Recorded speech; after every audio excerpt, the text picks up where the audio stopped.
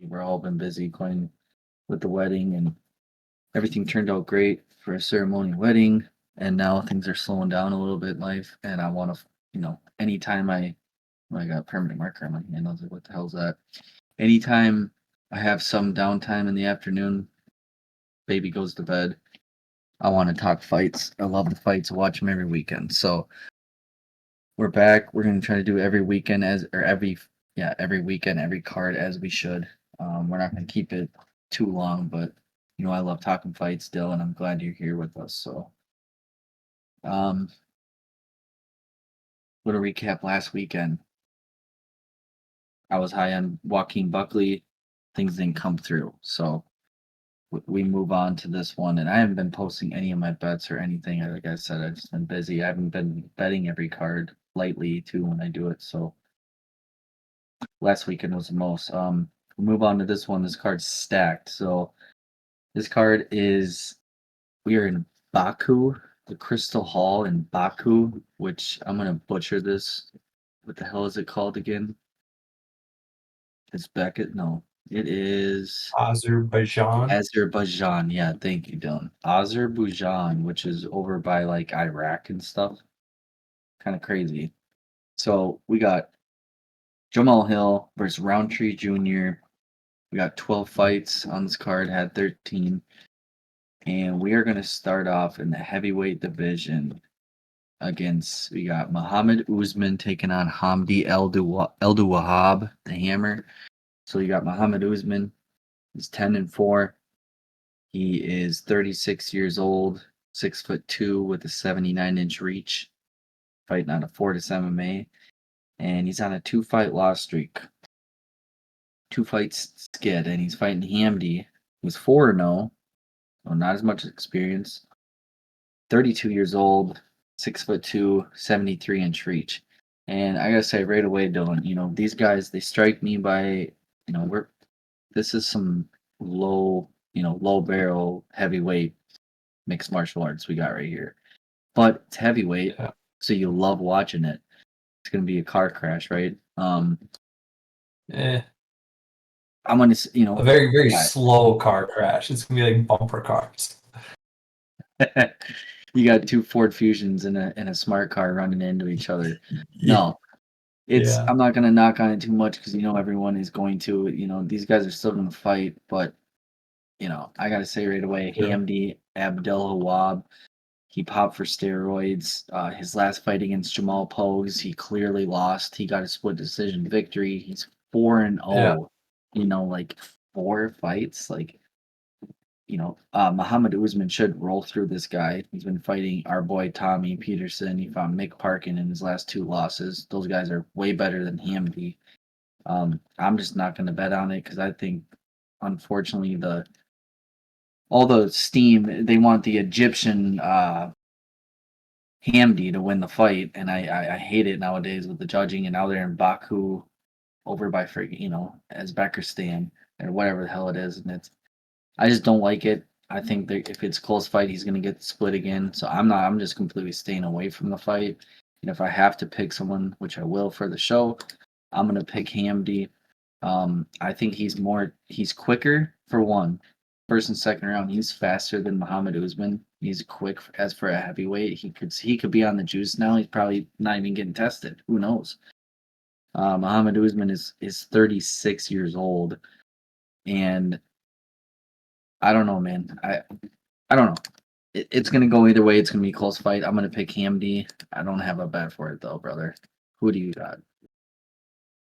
I agree, but I'm gonna slightly lean the other way. I'm just not a fan of Hamdi. I mean, popping all the time, and he definitely did lose to Pogues. I feel like Pogues got the win over him. That was just beside myself when the judges gave it to him. I think Usman is going to possibly get the win. Maybe they have a little bit of juice and energy going on in that camp right now after his brother just won, so maybe he's feeling it. I think it's going to be a not the prettiest fight. These guys don't have like tons of knockout power to just put the other one's lights out. That's not like the main event that we're going to get to. But I'm just going to slightly lead towards Usman, being the underdog as well. He's at plus 135 off of the site that we use, but definitely not going to touch it. Yeah. No, and thank you for bringing up the odds. I forgot to bring up the odds. I'm gonna do this every fight, so the format's the same, like it should be. Um, Usman opened up as a plus 165 underdog, and Hamdi was a minus 205 favorite. Money has came in on Usman. He's now a plus 135, and Hamdi's a minus 160. So a good amount of money's came in on Usman. So, excuse me, I like it. Usman's fought the better competition. He's at a better, Fortis MMA. He wrestled with his brother, former champion Kamaru Usman. Like you just said, what we saw him do a couple weeks ago. He's got the wave. So all the value is on Muhammad Usman. I wouldn't touch this with a 10-foot pole with the judges and HMD and all that shit. So, we get some heavyweight banger, not even I shouldn't even say banger, but we get some heavyweight fight right off the bat, 11 a.m. So all right, right away, me and Dill. And I want to take like record from now on, starting right now. I'm gonna take record in my notes on the phone, starting today, fucking June 18th, 2025, our records, every card, and see what we come out in the end. Just our picks, our raw picks on the show. Okay. I like it. Um, just for fun. So I'm gonna take AMD. You got Muhammad Usman. Moving on to the next one, we got a way better fight. Tagir Ulanbekov versus Azat Maksum. So Tagir Ulanbekov is 16-2. He's on a 3-fight win streak. He is 33 years old, 5'7" with 70-inch reach, and he opened up as a minus 295 favorite against Azat, who is 15-1. Both these records are stellar. His last fight, he's on a one fight loss streak against Charles Johnson, making his UFC debut.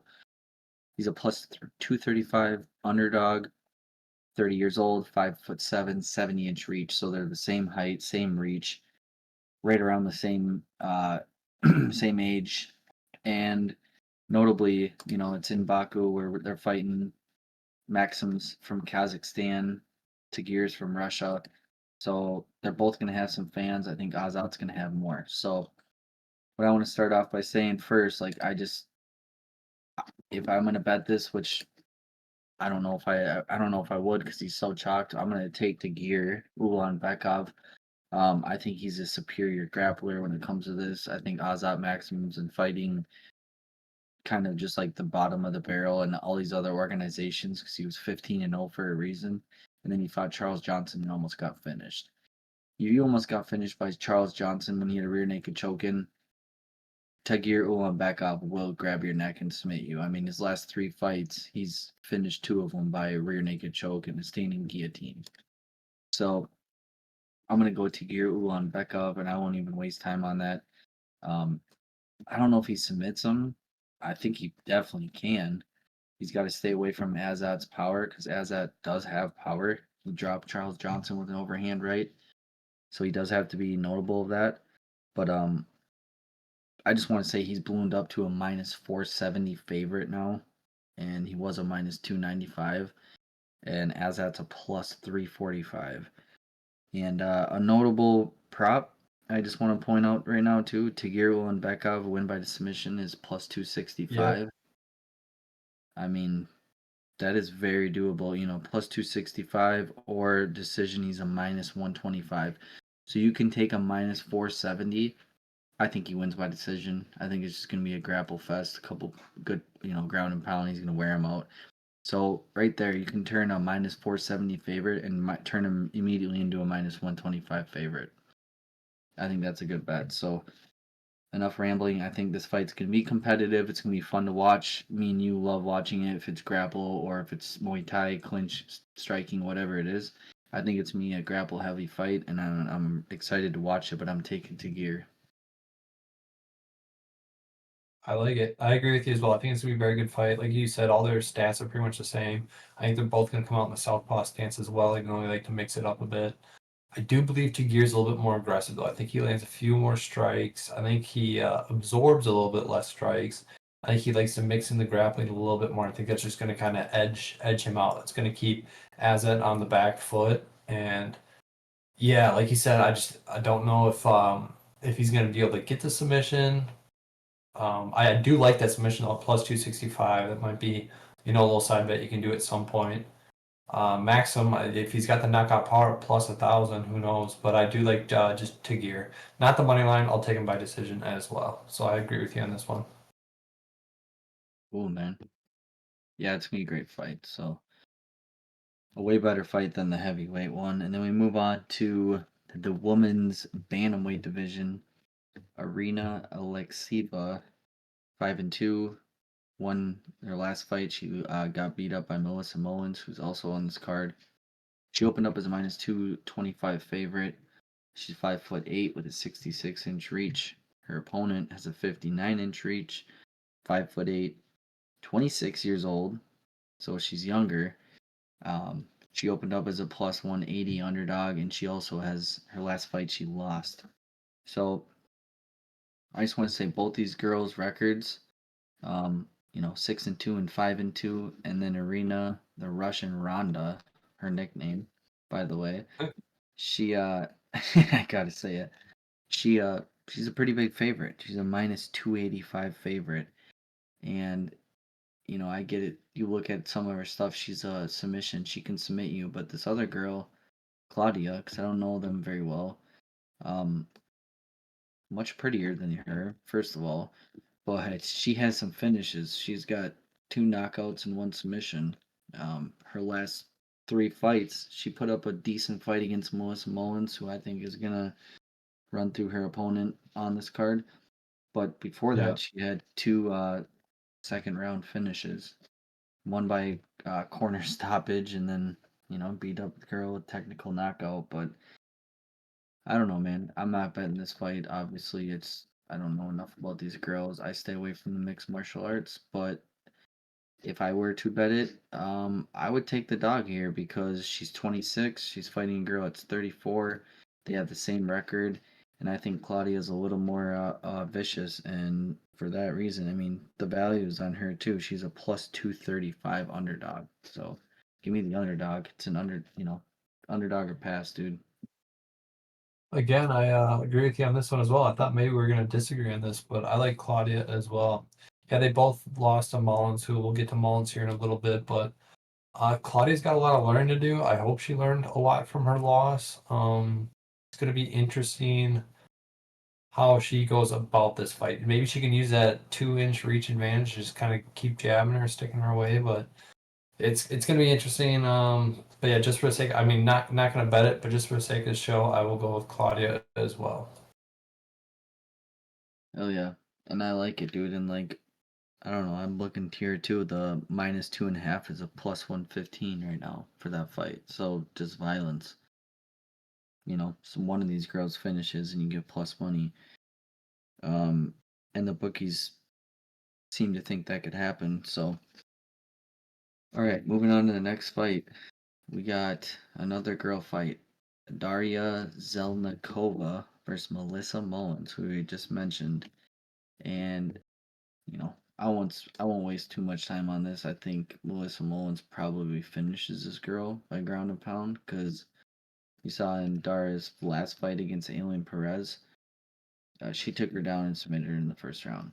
Um, she was doing pretty well with the hands standing up, but once she gets taken to the ground, she doesn't like being there. It looks like she gets, you know, it looks like she hates being on the ground, and obviously who would enjoy being on the ground, being pressured by a wrestler. You get compressed, you're uncomfortable, and then she exposes her neck and she gets submitted. And I think Melissa Mullins just wants to go in there and beat her up. I think she's gonna probably ground and pound her. So not a lot of time wasted on this one. I'm gonna take Melissa Mullins inside the distance. That prop's not up right now, but I bet you 125, my guy. it's a -125. No, Oh, plus, plus. plus. I see it. You're right. +125. Or you can just take the under 2.5 at -120. But then there again, I feel like all the upside is on Melissa Mullins to finish the fight, not this Daria. Um, I think it's a smooth one. Melissa Mullins inside the distance should probably cash, and I'll probably have that in a parlay somewhere. How about you? Yeah, again, you scoped out the number that I was looking at too. I think Melissa Mullins inside the distance. just like you said, just kind of wears her down, ground and pound, pins her up against the cage, drags her down, maybe a few elbows. So unlike the other girl fight, I think the other chick fight's gonna go the distance. I think Claudia is probably gonna go the distance, but I think Melissa Mullins gets done inside. Plus 125, but not gonna bet it. Fuck yeah, I love it. So for right now, me and you are both we're 2-1. We're at 2 fights we've agreed on, 1 fight we have not. Right? Or no, excuse me, 3-1. 3-1. 3-1. All right. Sweet. Moving right along. We got now we got a man's fight. We got Ismail Nardiev versus Jun Park, the Iron Turtle. So Ismail, he's riding a 2-fight win streak. He's 24-7. He's started as a plus 180 underdog. 28 years old, still young. The 24-7 record. 6 foot tall, 74-inch reach. His opponent, Jun Park, 73-inch reach. He's 5'10", 34 years old. He's 6 years older, and opened up as a minus 225 favorite, 18-6 record, and he is coming off a 1-fight win streak against Brad Tavares. Notable to mention is a split decision. Man, I just take a step back here. Like, this fight is hard for me to judge because the last fight, unfortunately, I had Bruno Silva, small parlay to beat Ismail Nardiev, and Ismail just like grapple fucked him the whole fight, kind of punched him. He didn't do a whole shit ton, but he looks effective on the ground. I mean, he's 24-7. Um, and I've watched a few of his fights. He looks good. He's got 12 KOs. He's got 6 submissions. So that's 18 finishes out of his 24 wins. He's usually finishing the fight. But then you have to ask yourself, who is he fighting against? He's got some good records. Guys are 7-1, 12-3. But then I don't know. It is what it is. And then you got Jun Park, the Iron Turtle, who's UFC battle tested. He's fought some good guys. He lost to Andre Muniz split decision. I disagree with that one. But he's going in there and finishing Dennis Tuluyan, which I don't think he's great, but he's got notable UFC finishing victories. He got finished by Gregory Rodriguez, but he was winning the fight. I mean, it's Gregory Rodriguez. That guy's a beast. He has a unanimous decision win over Mark Andre Barrio. He's got solid fights. This one was tough for me. I really wanted to go Ismail Nardiev for the longest time, and then I watched some fights of theirs, and I think the Iron Turtle he's probably better. He's better stand up, and he's just a bigger guy. Ismail used to fight at 170. Now he's fighting at 185. This one's hard for me, man, because now you got Ismail Nardiev as a plus 163 underdog and Jun Young's a minus 190. So money has come in on Ismail Nardiev. So someone out there kind of agrees with me. But there again, Ismail used to be in the UFC, and then he got cut, and then he went to this other division, Brave FC, I think it is, or whatever the hell it is, and he got a submission choke victory a year and 6 months ago, and then the UFC gave him a fight, and he hasn't fought in 7 months. He beat Bruno Silva 7 months ago. I don't know, man. This one's really tough for me. I think for the show, I'm gonna pick Jun Park, the Iron Turtle. And I gotta look because I think he's probably just gonna ride him out. He could probably finish him, which is tough. But I want to look at the prop. Do they have a decision prop? They don't have a decision prop. I'll just take the minus 190 right now, but I'm gonna take the Iron Turtle. Not a whole lot of confidence. I want to go Ismail, but something's just telling me to go Iron Turtle. Yeah, and like we've said before, don't bet unless you're fully confident on it. Like you really know this one's gonna hit or something. This one you might just wanna sit by, fireball shot, eat some food. I don't know. I mean, it'll be a good fight. Still watch, but maybe I don't know. Watch for some live betting or something like that. Tough one. I don't get a good read on it either. Always been a big fan of the Iron Turtle. Like you said, he's battle tested. He's fought just about kind of everybody. It seems like Does have a sneaky rear naked choke, so I wonder what his prop would be at getting a rear naked choke on this guy. But Who? with where we're at, I think this could be the robbery of the card as well, at least of the prelim card, and judges might give it to Ishmael. So I don't know. I'm gonna go with Ishmael just so that way we're kind of 3-2 for the time being. But I'm not high on this one. No, dude, you make a good point there because they could give it, they could give it to him. The judges are kind of fucked right now. Sorry, I was just writing in a few of our picks there, but I can do it later. All right, so we're gonna go opposite on those. You got Ismail, and I got the Iron Turtle. All right. Um, yeah, I guess my underdogs have not come up yet. We're gonna do underdogs of the card and all that good shit. So, next fight, we got Seokin Koo versus Oban Elliott, welterweight fight. Team Koo is 11-2. He's riding a 4-fight win streak, 3 of those by KO. But you look at his opponents, and his opponent that he knocked out 7-7, 28-27, and 5-4. So you got to look at these records sometimes, and you got Oban Elliott over there just start finishing. He got a finish in the UFC against Basel Hafez. That was a pretty cool knockout. So you got Koo plus 310 underdog, massive underdog, 31 years old, 5'10" with a 71-inch reach. Oban Elliott 72-inch reach, 6 foot tall, 27 years old. He opened up as a minus 400 favorite. He's now like a minus 500, and he's riding a pretty good fight win streak right now, and he's 12-2. These guys' records are very, very close. Man, I don't know. This fight says just weird shit for me because Oban Elliott was supposed to fight um, Ramiz Brahimaj. Brahimaj got that Billy Ray Goff dude, knocked him out cold. And then Oban Elliott got his opponent. So weird shit went on there. I think Oban Elliott should win this fight. I ain't betting it.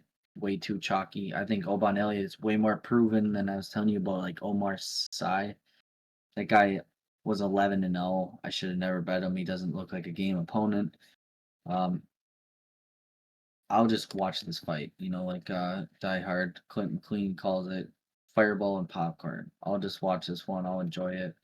I hope it's violent. I hope Oban Elliott gets a viral KO, and they give him a stiffer competition fight up next because welterweight division stacked right now, and Oban Elliott could shake it up. I think he's a true contender somewhere down the line. He's only 12-2, so I'll take the Welsh gangster, but I'm not gonna bet it. I'm just gonna sit back and watch. It's too much of a chalky price tag because Koo hits hard, so I'm just gonna watch.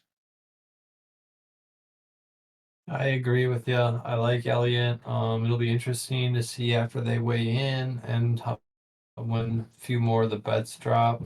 And maybe this might be a good one to bet live. So definitely watch it and see. Maybe you can pick by round, or I might like to see Elliott inside the distance. But as of now, I'm not going to touch it. But I do like Elliott.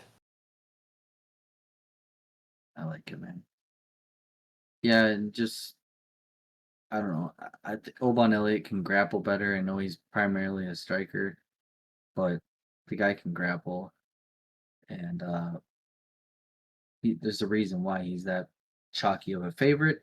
But you certainly can't let something like that spoil your parlay when they're minus 500 and learn real quick like I have.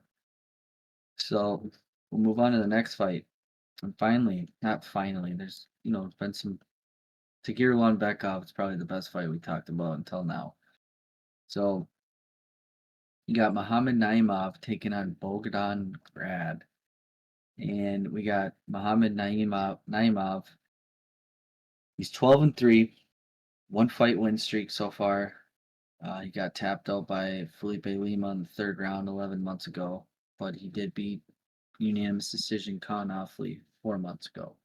He's a minus 220 favorite. He opened up as 30 years old, 5'9", 7-inch reach, fighting Bogdan Grad with a 70-inch reach, 5'8". He's 29 years old, plus 180 underdog. He's on a 4-fight win streak. And it's worth mentioning that 3 of those are by finish, 1 by split decision against Michael Aswell, who just put up a really good fight against Balaj Oki on a short notice fight. Michael Aswell's game, dude. I urge anyone right now that's watching this, go back and look at Bogdan Grad versus Breno Marino, the guy he fought in cage fight, a flying knee knockout, dude. It was more brutal than, Jorge Masvidal against Ben Askren, which, by the way, prayers to Ben Askren too. That shit's wild. I'm sure you've seen that's going around.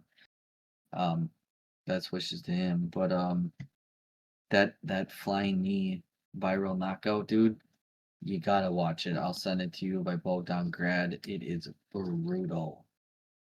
This guy, Bogdan Grad, he comes in there.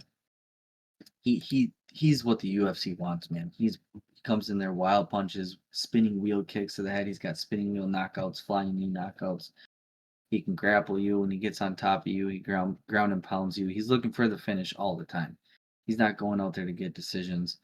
Muhammad Naimov is definitely a game opponent too. This guy is a finisher. Honestly, mostly he's got 8 wins by finish of his 12 wins.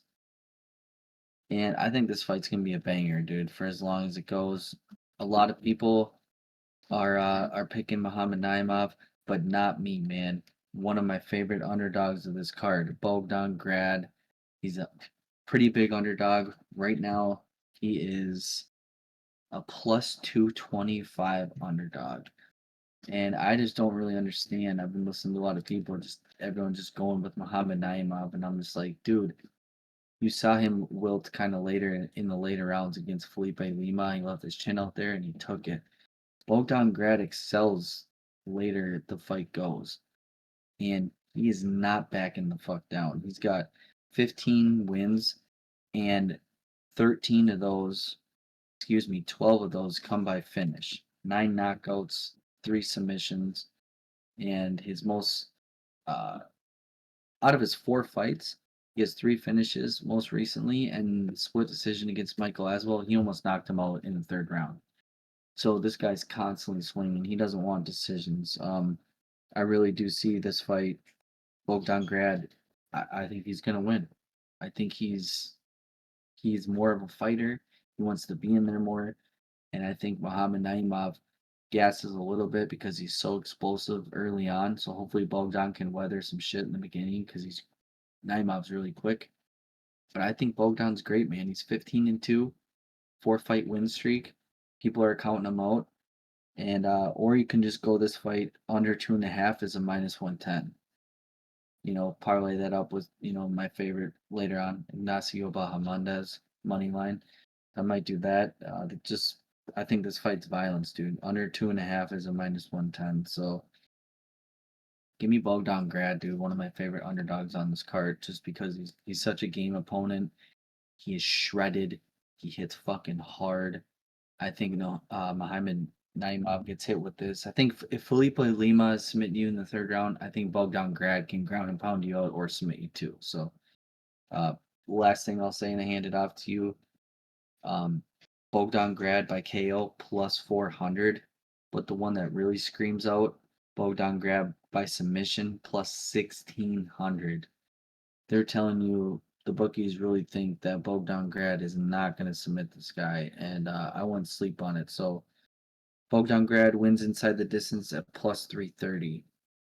I think it's pretty solid play, but I'm just going to go money line, but I'm going to have a little sprinkle on that inside the distance prop because I think Bogdan wins this fight. Good breakdown there. Yeah, you took my underdog of the card. This was going to be Bogdan Grant was going to be mine at plus 225. I like it. The Hell way you watch him fight in his first 2 contender series, you can tell he's there to put on a show. Like he lives or dies, by the sword and on his shield. Like he he's looking for blood, so I like it as well. Hell yeah, dude. Well, I'm glad that we're on the same side with that one. We're both confident rolling into that. And Muhammad Naimov, he's no joke. He's a great fighter, but I think he's got a rude awakening for him right in front of him come Saturday morning.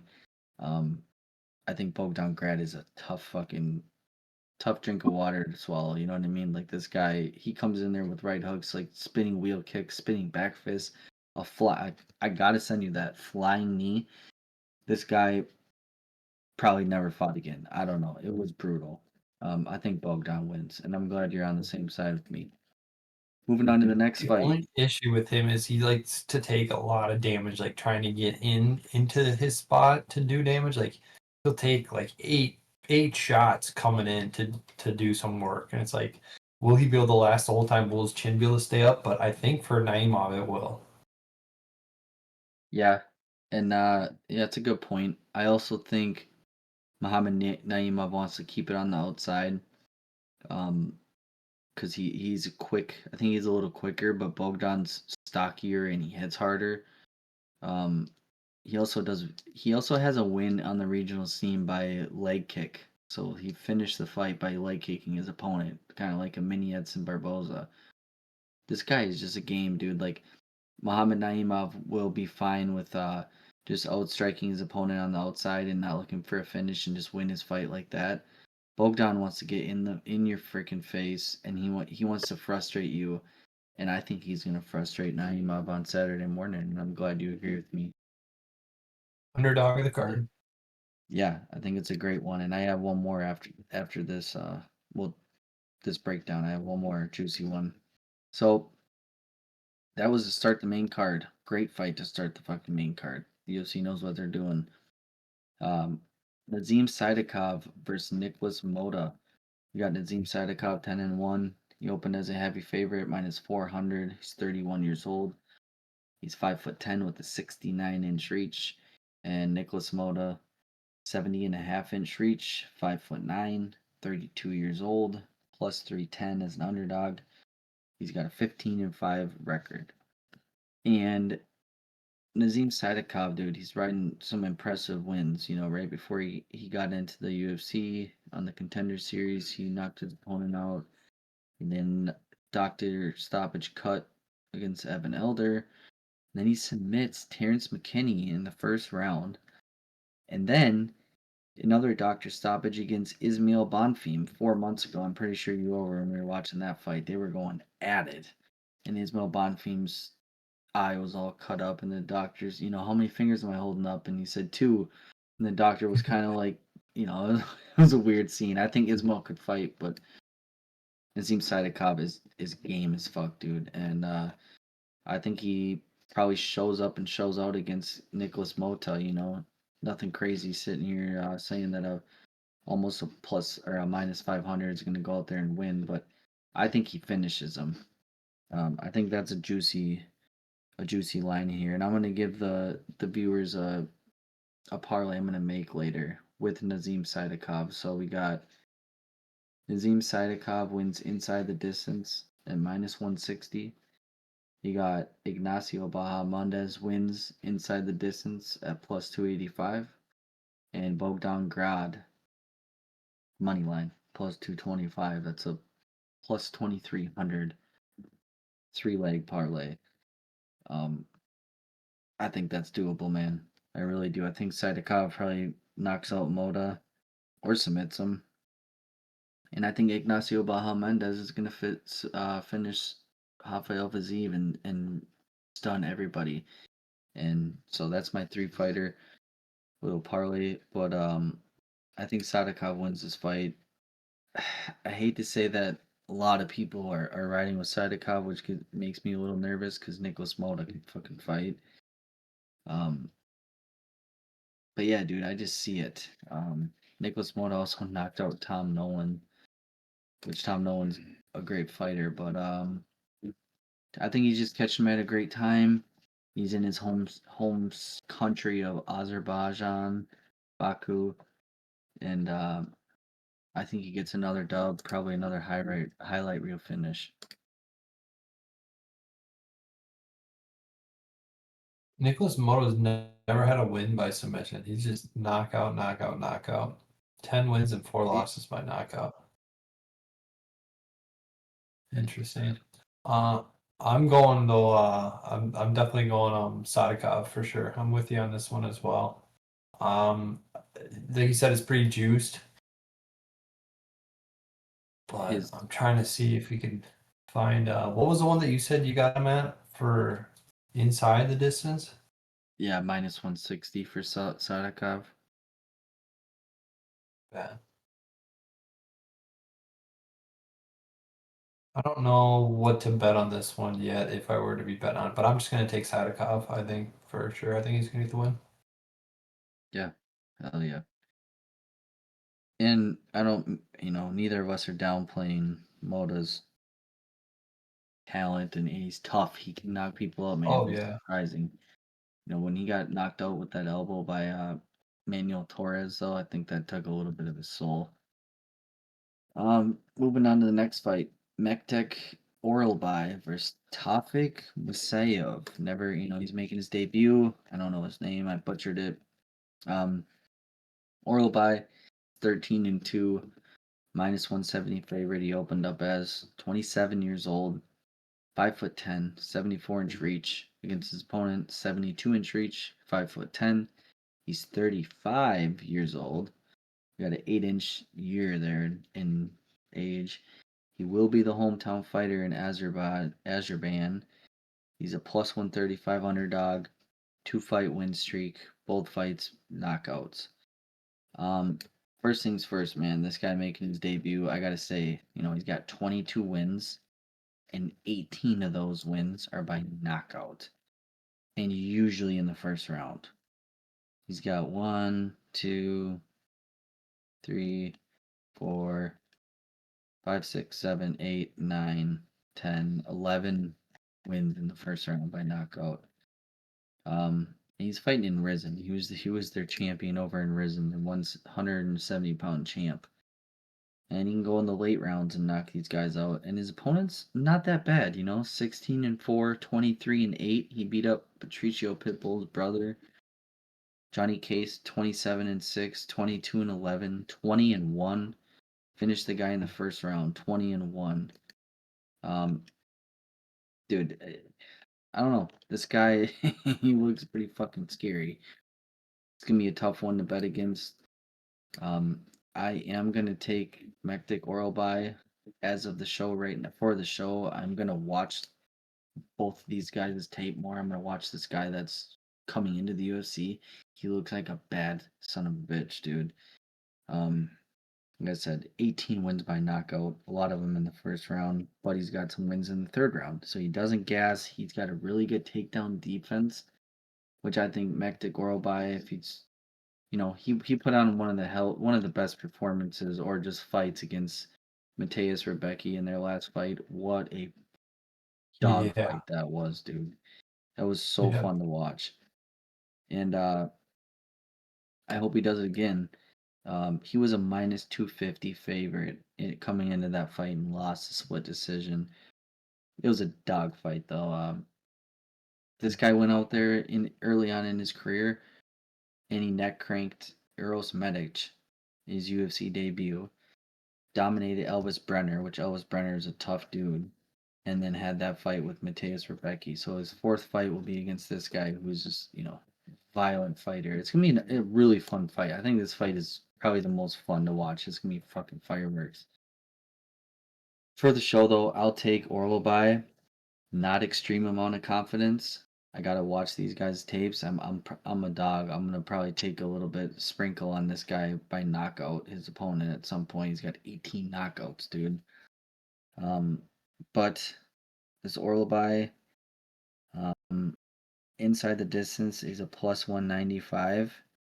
If you take him by decision, plus 200, which is probably the smartest. Orlobay, he's a minus 165 on favorite. You take him by decision, you get him at plus 200. You turn a favorite into a plus 200. I think that's most probable way to win this fight is by decision. So give me Orolbai by decision. Nice. I like that. I was just gonna say Orolbai money line, but I think that's a little bit wiser. Yeah, I really like Orolbai. I don't know much about this other guy. I haven't watched any of his stuff, but like you're saying, he seems pretty tough. I can't get over Orolbai's last fight. That was just such a fight of the night. It was just a bloodbath, and I mean, hopefully he didn't take too much damage from it and coming into this one, but he just seems like a fighter's fighter and seems tested and ready for the next step, and they're giving it to him now. So yeah, these next 4 fights, I definitely don't want to miss them, but don't want to miss this one at all. Yeah, dude, you're right. And I'm glad you said that. I didn't even talk about that. He did take a lot of damage against Rebetsky. So if when did he get knocked out? Or he didn't get knocked out, but when was that? How long ago was I that think he's fight? ever been, has he? No, that fight though. How long ago was that? I gotta look at it. Oh, that was October of 24. October. Okay. Yeah. Well, um, yeah. That's just hopefully he didn't take, like you said. Hopefully he didn't take that much damage because I don't know, 7 months. Probably enough time to recover. But this guy also a notable thing. His opponent hasn't fought in a year and 8 months. Yeah, Guy I was making just his looking at UFC that too. debut. So it's like, Yeah. what are we getting? So I think we have the CRISPR fighter that's been fighting more. He's been fighting UFC level competition. He's been finishing guys that are UFC level competition. He's Yep. younger. He's 8 years Yep. younger. So give me the younger guy, the more battle tested guy already, the guy that is probably going to be a contender, but don't sleep on this Yeah. guy either. I don't know what we're going to get from him. So give me Oro about it. And yeah, like you say, it's Tofiq's debut in his home state there, home country. So maybe the pressure just gets to him a little bit. And just Orwell's a dog, dude. He is a dog, bro. All right, me and Dill are both going Orolbai. Move on to the next fight. Really fun fight. Um, you got Curtis Blaydes, 18-5, minus 275 favorite. He opened up as 34 years old, 6'4", 80-inch reach. His opponent has a 76-inch reach. Also 6'4", 32 years old, plus 215 as an underdog, and he's riding a pretty decent win streak. I gotta look here. Should have had this on note, but he's riding a 1, 2, 3, 4, 5, 6, 7, 8, 9, 10, 11 fight win streak. And people aren't talking about that as enough. And before we even have to move on to this is also one of my favorite underdogs on the card, Rizvan Kuniev. Right now, he is a plus 200 underdog. Okay, so some money has came in on him. This is the third time they've booked this fight, and I'm so glad it's actually gonna happen, or at least I hope it's gonna happen. So I think, is it gonna be a banger, dude? I just have some things to say. Like Rizvan Cunha went out there and beat up Ferreira, Henry Ferreira, the guy that's like 6'8", that fought Nagano. He got popped with some steroids. Unfortunately, hopefully they're still in his body for this fight because I'm betting on him. And I think if he touches the chin of Curtis Blaydes' chin has been beat up by Derek Lewis, Francis Ngannou, Sergey Pavlovich, Tom Aspinall. Like Yeah. So, how much more does Blaydes' chin have? I know he's probably the better wrestler, but I think Rizvan Cunha, if you watch his last few fights, dude, by submission, by knockout, his fight on Contender Series, he's fast, dude. He's fast for a heavyweight. He's fast for a heavyweight. I think he's faster than Curtis. He's a plus 200 underdog. It's heavyweight. One punch can knock you out cold. And Curtis Blaydes has been knocked out how many times? Let me look. Is it 4 times? 5 times. He got knocked out by Tom Aspinall recently. He got flatlined by Sergey Pavlovich. He got face planted, uppercutted by Derek Lewis. And he got absolutely flatlined in the first round by Francis Ngannou. and he got beat him. He got doctor stoppage apparently by Francis Ngannou the first time.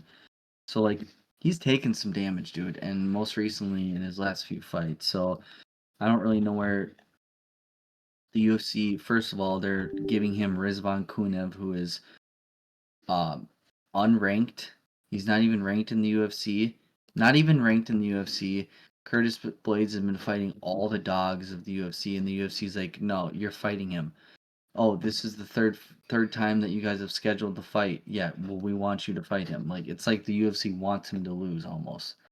You know, like I try to place perspective in the UFC because they want to push fighters. They want to make the money makers. Unfortunately, Curtis Blaydes isn't their moneymaker in the UFC. Great fucking fighter, but man, just all these narratives, everything I just said about one punch knockout power. He's been knocked out a lot. He's a plus 200 underdog. It's heavyweight. Give me Rizvan Kuniev, man. I think he could probably finish him. Inside the distance is like a plus 450. It's massive. But plus 200 money line is safe play. Give me Rizvan Kuniev, dude. Gosh, man, like initially looking at this one, I thought Blaydes. I thought Blaydes all the way, and I was like looking at his knockout percentage on Tapology, and I know don't go off Tapology all the time, but I like to consider it. Like Yeah. Tapology, I think there's 1,000 votes or almost 1,100 votes, and 87% is with Blaydes, and a majority of that, like 4/5 of that, is by knockout. I But know. It's yeah, crazy. but looking at some of the stats, like between Kuniev and Blaydes, like Kuniev's output 5.8 punches per minute compared to Blaydes' like 3.5, and his striking accuracy 72%, where Blaydes is 50. Like, and he's got a better defense. His wrestling's better. Yeah, dude. I mean, he doesn't take as many shots, but he's never been taken down. I guess. I mean, I don't know what that says coming from like PFL, a bit of a background. It's not quite UFC level, but yeah, you're starting to kind of sway me here towards Kuniev's side. This is going to be a really good fight now. The more that Yeah. I'm looking into it here, and Yeah. Blaydes, every time Blaydes has lost, it's been in the first or second round. So if Kunien in round 1 or 2 is plus 550, I Isn't don't it know, dude. crazy? This is going to be good. Yeah, Rizvan Kuniev by TKO in rounds 1 or 2 plus 800. Oh, brother. Right? Oh man, I don't. Now you got me split on it. Like I still want to stick with my gut and say Blaydes, but Kuniev sounded real juicy right now. Yeah, dude. And it's heavyweight. Like, and this guy's 13-2, and Yeah, he's fought in bigger guys than Curtis Blaydes. Henan Ferreira is massive. And he went out there yeah, and you watched that fight and he did well. He held his own. He won the fight and then yeah, he got returned because he popped for steroids. yeah. I know what you're talking about. Yeah, I do. Like I just think the Man, narrative they want to push the narrative of this Rizvan Kuniev. Like the UFC is like absolutely, we've had Curtis Blaydes in the UFC for years and he's done well for us, but we can't market him any. He's lost all the top dogs and we need a new dog. They need a new guy in the heavyweight division bad. So absolutely. Yeah, so push I'm gonna the take. heavyweight from Dagestan. Yeah, dude. I'm taking Rizvan Kuniev. Who are you going with? Gosh, man, Big I don't underdog. know. Another, I look at Bogdan Grad and Rizvan Kuniev, like who's my favorite underdog. I actually had to think about it for a second. Like Curtis Blaydes is way better competition than Muhammad Naimov, right? Um, Yeah, but Curtis Blaydes also his chin has been hit way more, and it's heavyweight. yeah, So yep. like I think Rizvan Kuniev is like I think is liver to hit. He's probably my favorite underdog now, to be honest, Rizvan Kuniev. Take it. Take him as the underdog. I got Bogdan as mine, but I'll go with you on this one. I'll go with Kuniev as well. You kind of swayed me. When I initially saw it, I'm like Blaydes. I like Blaydes. He's good. But now's kind of time. He's kind of took in that position in the UFC as like the pecking order, posts, man. Like if you can Yeah. get past Blaydes, then you're solidified, which is unfortunate. I mean, love Blaydes, but I'm gonna go with you. I'm gonna go Kuniev. All right. You want to take this next fight? I gotta piss really quick. You want to start us off? Yeah, I'll start and see how far I can get. The co-main event: Rafael Fiziev versus Ignacio Bahamondes. Ignacio is just a showman. Fiziev is on a 3-fight losing streak against Gaethje for 2 of them. The first one was 2 years ago. The last one was 3 months ago, as we all probably saw. And Martu's Gamrot. The leg injury, that was nasty. Rafael Fiziev's repping his home country here in Azerbaijan, fighting out of Thailand at age 32. Bahamondes is just on the uprise uproar. I mean, he had the one loss, what was it, a year ago to Klein, but just head kick KO, counter right strikes, KO'd Manuel Torres. That was a brutal fight. Jalen Turner, the sub. Bahamondes, Tapology's got him at 48% winning, and Fiziev's at 52, so pretty darn near split. The reach, though, Bahamondes got a little extra 4-inch reach, and is significantly taller than Fiziev. I like Bahamondes. I think I'm going to stick with him. This is going to be a great fight. Bahamondes just seems a lot more active in the cage. I mean, he throws 7 strikes per minute compared to Rafael Fiziev's 4.8. Accuracy's there, not quite as great. I think Fiziev likes to be a little more strategic with what he throws. Bahamondes is kind of like a wild man in there, but I like it. It's entertaining, so I'm definitely gonna go with him. He's on the rise. You going with Bahamondes? Yeah, I think I'm gonna take Bahamondes. I was just gonna look at see what kind of the Good, me odds were, too. but it's gonna be a really, really good fight.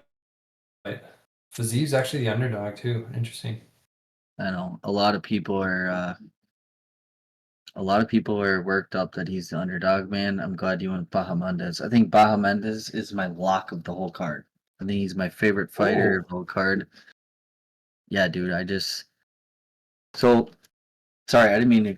You can keep going. I didn't mean to cut you off. You keep going. oh, you're perfect time.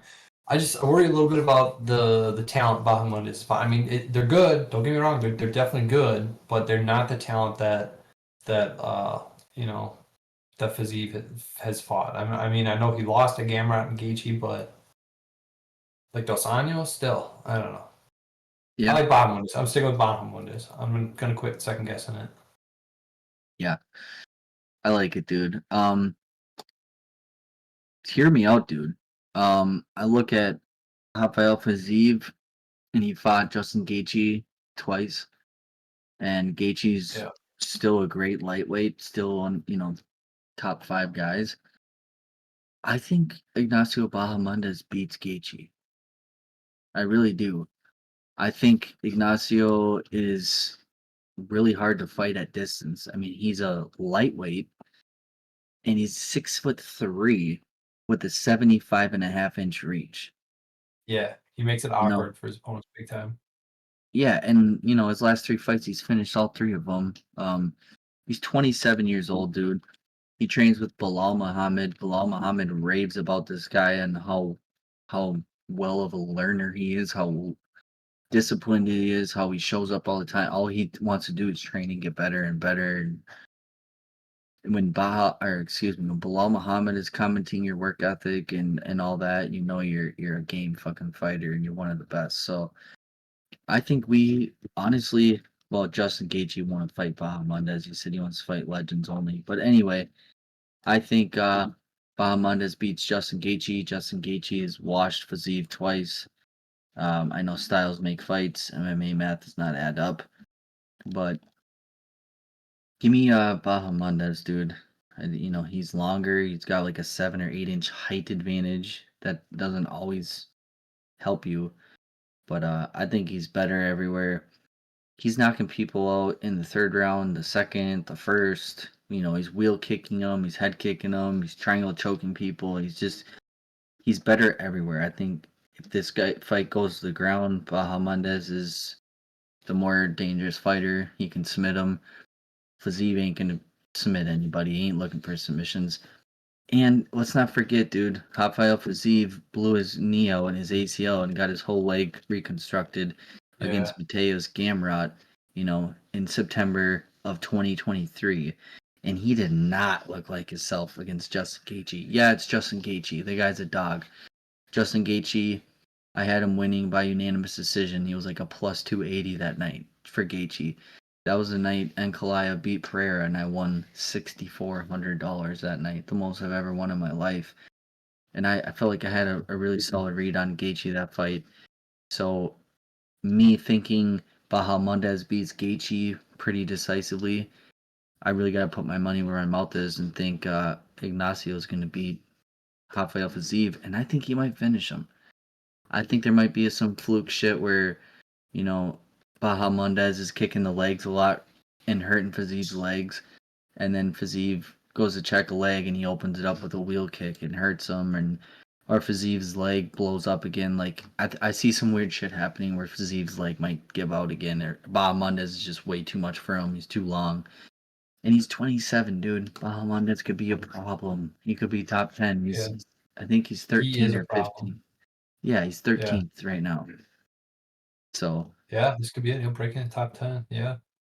give me Bahamondes, and I'm gonna sprinkle some inside the distance too when I make my bets. And Bahamondes inside the distance right now is a plus 285. The UFC brats not even the UFC brats. The bookies look at Justin Gaethje, and they look at, oh well, Justin Gaethje couldn't finish Rafael Fiziev twice. They fought twice. They couldn't finish him. Well, it's different fights, and Ignacio Bahamondes can go to the ground, and he grapples too, and he can submit you. And when's the last time Rafael Fiziev's seen a grappler other than Mateus Gamrot when his knee blew up? Because Mateus checked kicks. I really do see Ignacio beating him in striking and beating him in the ground game. I think he could probably finish this fight. If not, unanimous decision. I gotta look at what the unanimous Yeah. decision is because I think it pieces him. He pieces him up, dude. Um, where's the unanimous? Yeah, you're more confident than I am, but I feel like there's a lot of good different mixes you could win here with Bahamondes. Yeah, dude. Bahamondes is a plus 450 for a knockout, plus 800. Hear me out. Ignacio Bahamondes just like a $5 thing. I'm gonna do this. I'm gonna show you this quick. Ignacio by submission plus 800. Rizvan Kuniev by knockout plus 600. That's a plus 6,200 off a two-legger. $5 only pays $310. Whatever. That's just like a fat, juicy parlay right there, though. Rizvan Kuniev by Hey, knockout. that could be that small bet parlay that makes your money back for the weekend if everything else loses. Yeah, what's $5?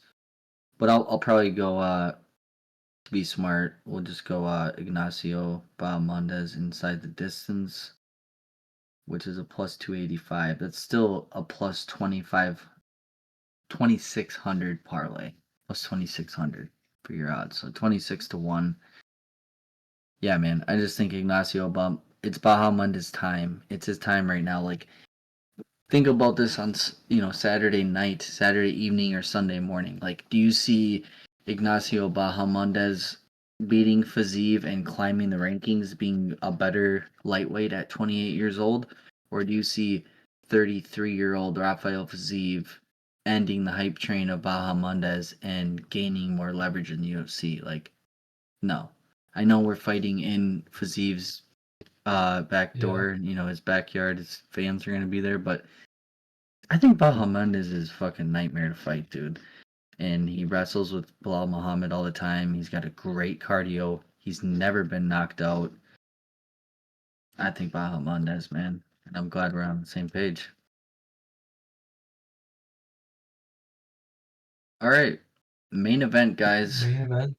If you guys So- have lasted this long, please leave a comment on YouTube, leave a like, let us know your favorite fights, let us know your favorite underdog on the card, or what your juicy 3-leg parlay you're gonna do. We'd love to hear it. Let's all stay interactive. We got Jamahall Hill for the main event, taking on Khalil Rountree Jr. Jamahall Hill 12-3, 2-fight loss streak, both knockouts, Alex Pereira and Yuri Prochazka. He opened up as a plus 130 underdog. He's 34 years old, 6'4", with a 79-inch reach. Khalil Rountree has a 76 and a half inch reach. He's 6'1". He's 35 years old. He opened up as a slight favorite, minus 155. And his last fight, he got knocked out by Alex Pereira 8 months ago. So both these guys have met the doom of Alex Pereira. And Jamahall Hill also got knocked out by Yuri Prochazka. So this fight's interesting, man. You know, they were supposed to be the main event in Kansas City back when we went to the Okoboji when Ian Gary stepped in and beat Carlos Prates for that main event. I forgot what even happened there, why they didn't fight, why it canceled. Did Jamal get hurt? I thought Jamal got hurt. I don't know. I don't But, remember. you know, I just look at these guys' career trajectories. You know, I look at kind of who wants it more, athleticism, all that kind of stuff. You know, this fight's going to be close. I think it's going to be a raw fight. Both these guys are kind of raw, you know, and when they both get hit by their opponents, they kind of just let shit go out the window and they're there to fight, like, you know, get knocked out or knock that person out. It's a great main event. Man, it's tough because Khalil Rountree opens up as a favorite, and I almost never bet Khalil Rountree when he opens up as a favorite. You know, unless it's against like Kyle Dawkins when he knocked out cold, or you know, these certain level guys where you're like, oh, Khalil Rountree's gonna murder him. I think he's got a tough fight here, but I also said that when he fought Alex Pereira, and I watched that fight again. He hurt Alex several times, and he went to the 4th round with Alex Pereira. Jamahall Hill didn't get out of the 1st round with Alex Pereira. He got knocked out in stiff, you know, looking to the right, looking up at the sky, blaming the ref that he, you know, mouthpiece, all these excuses. I don't know, man. Khalil Rountree hits fucking hard. He kicks really hard. He's a Muay Thai fighter. Jamahall Hill's had injuries with his knees, his Achilles and shit. That's why he rushed back to get the title shot against Alex Pereira for UFC 300 when they put that together and it was all in shambles. I think he's a little weathered, dude. I think his career's taken a toll on him a little bit. He you know, he got his arm broke by Paul Craig all those years ago, and his last 2 fights he's been knocked out bad. You know, Alex Pereira knocked him out a year ago, and then 4 months ago he got ground and pound knocked out by Yuri. You know, Roundtree got knocked out 8 months ago, so Roundtree's doing the better thing. He's probably training his ass off, but his chin is not compromised.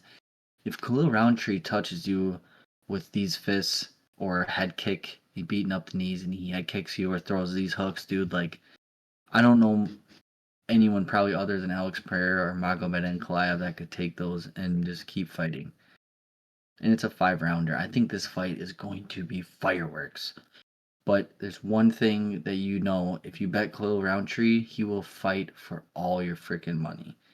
That guy is honestly the type of fighter you want your money on. Like, I know he's 35 years old. He's a little small for the light heavyweight division, but he's also just terrifying to look at. You know, this guy's a fighter's fighter. This one's tough, man, because I usually don't. I found myself betting against Alex Pereira for Jamahall Hill, but I didn't do it with Khalil Rountree. And Khalil Rountree put up a better fight.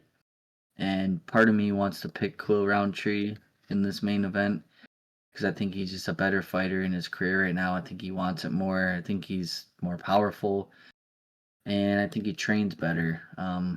This one's tough, man. This one could shit in your apple pie, but I'm gonna take Khalil Rountree. I'm gonna take his money line, and it's like a pick'em right now. This fight's got all the way down to like a pick'em. Money's coming in on Jamahall Hill, but Jamahall Hill was vocal on his Instagram and shit weeks ago about how he thought this fight was in Atlanta, not Azerbaijan. That he's flying all the way over there, a 16-hour flight. It's a 16-hour flight from our house right now.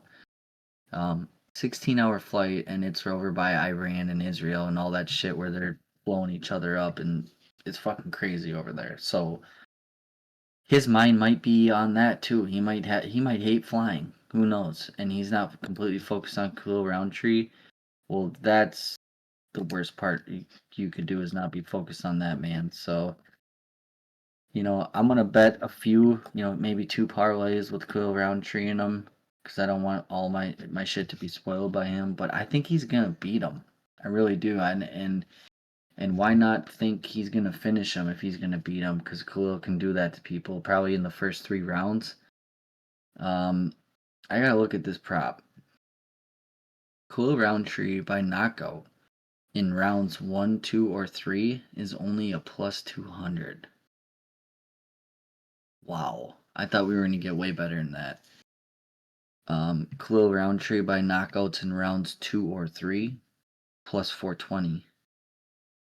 So I think the bookie's onto it. That they're seeing what I'm kind of seeing, and Khalil Rountree by knockout is a plus 115. They're not even giving us plus 200 or anything like that. The bookies really think Khalil Rountree is going to go in there and knock him out. I've never seen that where Khalil Rountree's money line is a minus 120 to win the fight, but his knockout prop is a plus 115. So, if you bet the knockout prop, it's kind of stupid anyway. Like, you might as well just take the minus 120, you know? If you really think he's going to win the fight, just cover your ass. But typically, when Khalil Rountree wins fights, it's by knockout. And it's a 5-round main event fight. They're under the lights. It's in 2. It's the reason why everyone's there. I just can't put my money on Jamahall Hill these days, man. And I think Khalil Rountree is more durable. I think he's more durable, and I think he hits harder, and I think he's not as weathered as Jamahall Hill. So give me Khalil Rountree for the long breakdown.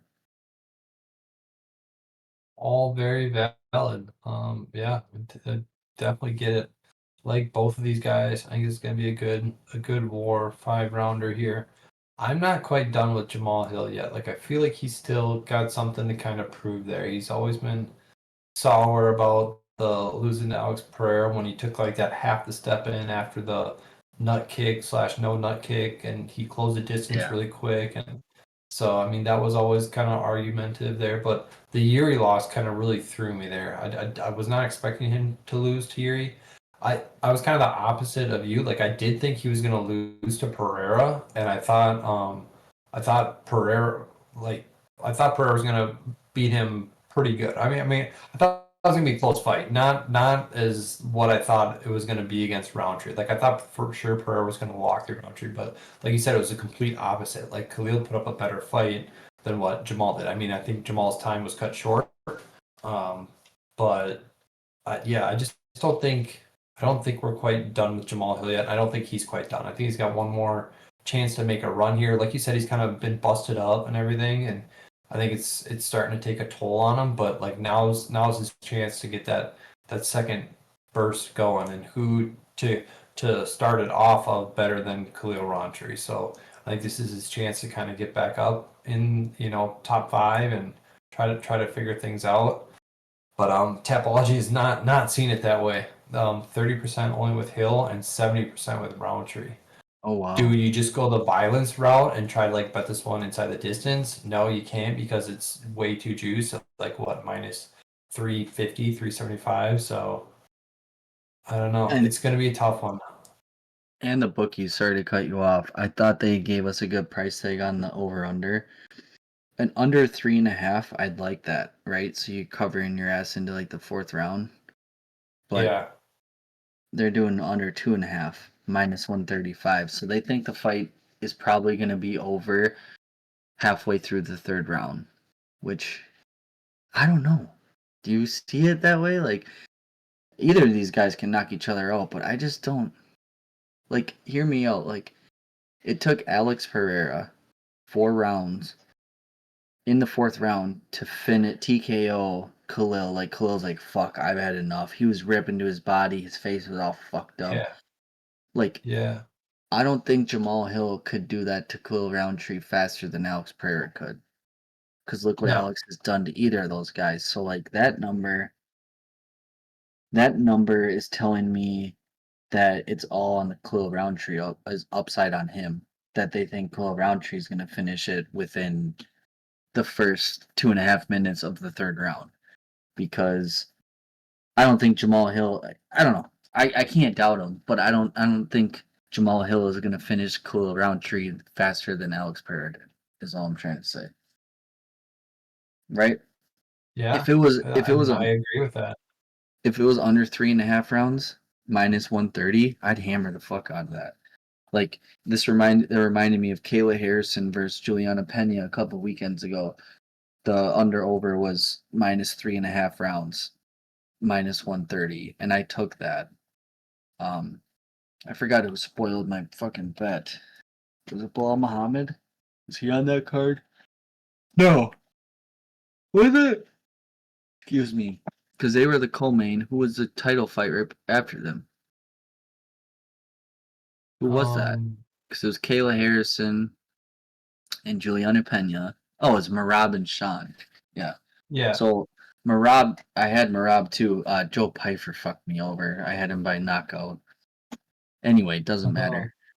But this fight, yeah, under 2.5, minus 135. So if you think it's that, then you might as well just bet Khalil Rountree knockouts rounds 1, 2, or 3 at plus 200. Because I don't really see Jamahall Hill having anything to do with that minus or under 2.5 rounds. But that's just me, man. So are you taking Jamahall Hill? I think I'm gonna take Jamahall Hill, and I think maybe it goes the exact opposite of what everyone's thinking, like violence, and these guys are, they've got the power. Maybe it goes to decision. Jamahall Hill by decision at plus 450.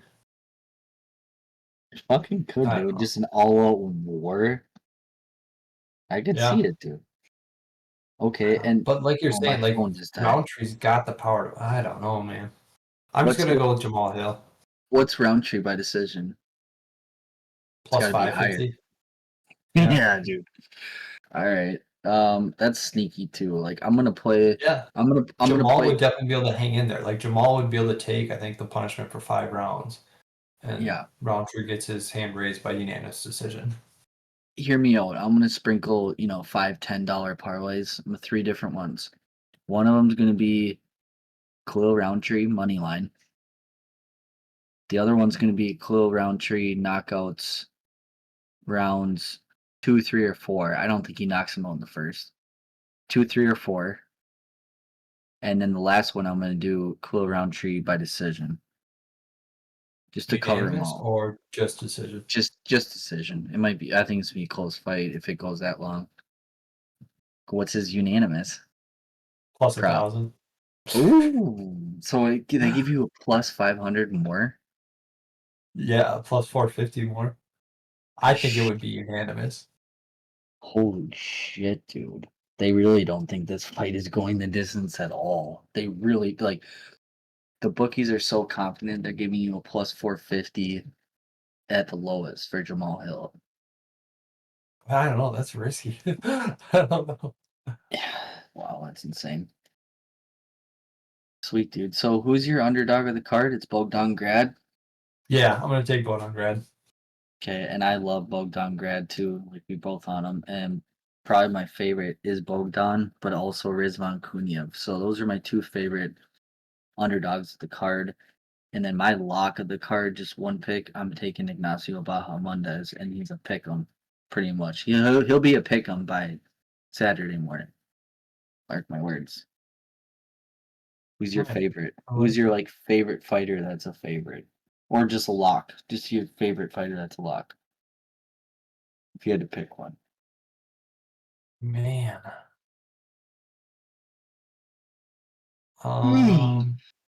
Sadikov. I do like Sadikov. Hold on, Elliott, Tagir. Maybe go with Tagir, the earlier one on the prelim. I'll go with Tagir. I think he's a pretty good That's a good anchor. I'm one. gonna guess. That is a good one. I like that one too. I think Tagir Ulanbekov, he can pretty much beat Azat Maximum wherever he wants. Yeah.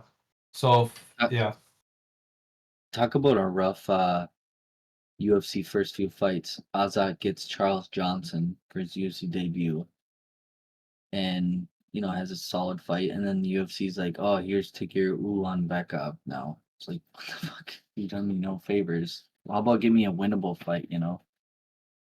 good luck. Yeah. All right, guys. Well, that was a longer one, but we haven't done it in a while. I enjoyed it. I hope I didn't keep you too long, Jill. Um, No, so all yeah, good. that's it. We'll wrap it up with my favorite underdogs, Bogdan Grad, Rizvan Kuniev. My favorite, my lock of the whole fight card is Ignacio Bahamondes. And Dill's is Bogdan Grad for his underdog, and his favorite is, I'm sorry, what did I just say? Tagir. Yeah, Tagir Ulanbekov. And I'm gonna, I'm not gonna go crazy on this card. I'm gonna go fairly light, but I'm gonna have a handful of, we'll throw $20 and sprinkle it around 5, 5, 5, and 5 at those, Kuniev knockout, all that fun shit because there's violence on this card and that's why I love it so much. I think there's 12 fights. I bet you there's like 6 to 7 finishes on this card. I think it's violence, dude. So if anyone's still watching, I'm glad you guys lasted this long. Like the video, comment, whatnot. What do you guys agree on? What you don't agree with? Who's your favorite underdog? Who's your favorite lock of the fight? Um, Saturday morning, Central Time, 11 in the morning. It's gonna be hot as fuck here, like you said, Dylan. I'll be inside watching it. Hopefully we can make some money. And thank you guys for watching. On to the next week. Mhm.